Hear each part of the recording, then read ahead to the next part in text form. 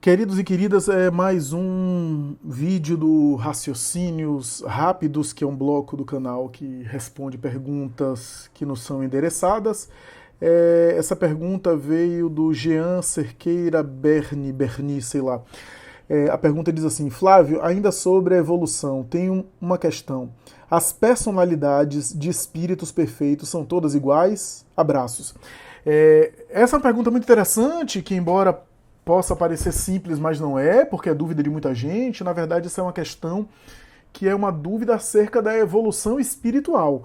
O que Allan Kardec diz em Escala Espírita, item número 100 e seguintes da obra O Livro dos Espíritos, é que os espíritos vão evoluindo, de tal forma que quando chegam no último grau, que é o grau de espíritos puros, eles conseguiram alcançar a pureza que é possível alcançar, a criatura alcançar, claro, dominam a matéria completamente e adquirem todas as virtudes que uma criatura pode alcançar, a ponto de compreender diretamente o Criador. Esse é o estado dos espíritos puros, também chamado Cristos. É mais ou menos isso que Allan Kardec coloca. Eles se libertaram da matéria, se reúnem no seio de Deus e são os verdadeiros representantes de Deus no universo, organizam as galáxias, os planetas e executam diretamente a ordem do Criador. Seja lá como é que isso acontece, porque a nós nos escapa completamente esse tipo de experiência de espíritos avançados assim, a gente não tem nem referência, nem ideia. E esses espíritos têm um grau de pureza que os identifica e eles vivem nessas comunidades de seres angélicos, etc. Mas, o que é possível a gente imaginar, e aqui também eu estou fazendo um exercício de dedução, é que essas entidades não perdem as personalidades a ponto de ficarem todas iguais, falando a mesma coisa, se comportando do mesmo modo. Não me parece ser isso. O que esses espíritos alcançam é uma perfeição moral.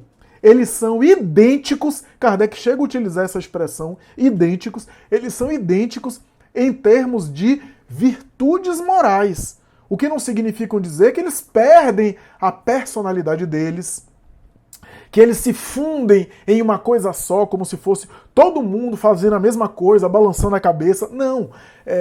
A imagem dos anjos, tudo igual, tocando harpa, etc., é uma imagem da Idade Média, do homem da Idade Média, que não tinha ideia de como eram as esferas elevadas. O homem da Idade Média pintou com muito mais detalhes o inferno, porque, de alguma forma, tinha no inconsciente referências maiores dos sofrimentos, das regiões inferiores, tinha contato mediúnico com espíritos em sofrimento e traduzia isso em inferno. A gente vê isso em Dante Alighieri, no livro A Divina Comédia, que ele foi levado fora do corpo durante o sono aos infernos e descreveu com detalhe os infernos, né?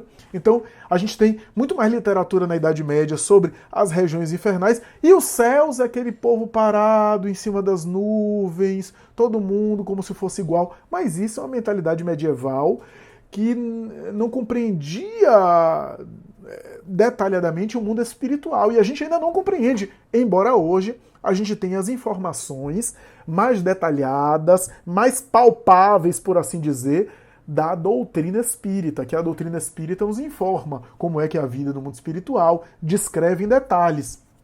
Mas ainda assim, a comunidade desses espíritos angélicos, que Emmanuel, na obra A Caminho da Luz, vai chamar comunidade de Cristos ou de espíritos puros, da qual o espírito que nós conhecemos como Jesus faz parte, e ele descreve um pouco essa comunidade, mas ainda assim ele descreve de maneira bem econômica, porque ele, Emmanuel, não tem acesso. Ele descreve aquilo que ele ouviu.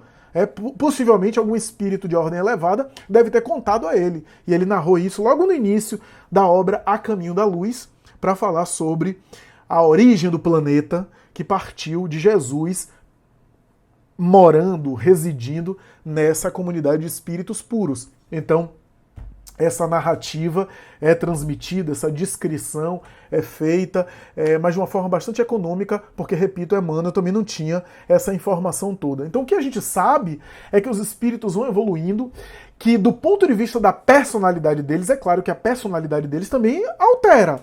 ao longo da evolução, vai se modificando. Aquela personalidade mais inquieta vai cedendo espaço para uma personalidade mais serena, mais harmonizada consigo mesmo, a ponto de Kardec dizer que eles se identificam, que eles se unem e se identificam, e que as grandes diferenças diminuem. Claro que diminuem. Se alcançaram virtudes no mais alto grau, é claro que eles se parecem, eles comungam dos mesmos gostos, etc. Mas isso não significa que eles percam a sua individualidade, que eles percam o seu temperamento, que cada um desses espíritos não tem um temperamento próprio. Eu não preciso falar da mesma forma que outra pessoa para ter, por exemplo, uma virtude moral que nem a ela. Eu não preciso, por exemplo, ter o mesmo tom de voz de Chico Xavier para alcançar a grandeza dele em termos de perdão, de paciência. Até porque eu posso fazer o contrário. Eu posso imitar a voz de Chico Xavier, ter o tom de voz dele e não ter as virtudes dele. Então, a questão não é ter o tom de voz, não é ter a forma de falar, não é usar as mesmas palavras, a mesma coisa. É conseguir as virtudes por dentro. E quando eu consigo as virtudes por dentro, isso se manifesta por fora em forma de paz, em forma de tranquilidade, em forma de harmonia espiritual, do meu jeito, do meu modo. Você pega um Martin Luther King Jr. e um Mahatma Gandhi, tinham temperamentos diferentes. Você pega um Chico Xavier, que eu acabei de mencionar, que tinha um temperamento doce, recatado, quase feminino, e você pega uma Madre Teresa de Calcutá, que tinha um temperamento forte. E ambos eram heróis da caridade, eram heróis da dedicação ao próximo. Mas cada um tinha o seu temperamento. É claro que eu estou usando exemplos que não são espíritos puros, né? Mas nos dão uma ideia de que o espírito puro ele não perde a sua individualidade.